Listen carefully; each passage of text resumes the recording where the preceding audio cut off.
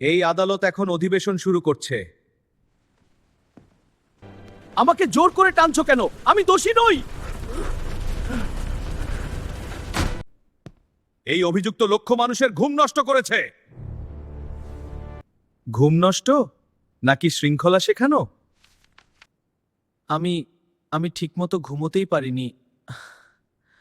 আমি শুধু কাজটা ঠিক সময়ে করি। ও আমাকে শান্ত থাকতে দেই।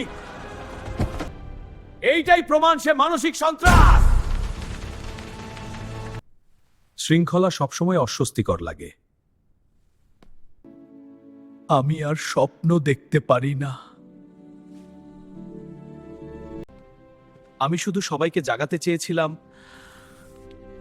শান্তি, আদালতে শৃঙ্খলা রাখুন। শান্তি, আদালতে শৃঙ্খলা রাখুন। আমি ওকে ছাড়া কাজই করতে পারি না। এই অভ্যাস সমাজের জন্য ক্ষতিকর, কিন্তু সম্পূর্ণ নিষেধ সমাধান নয়। এই রায় সহজ নয়। আদালতের রায় ঘোষণা করা হলো। আমি এখন নীরব মোডে থাকব।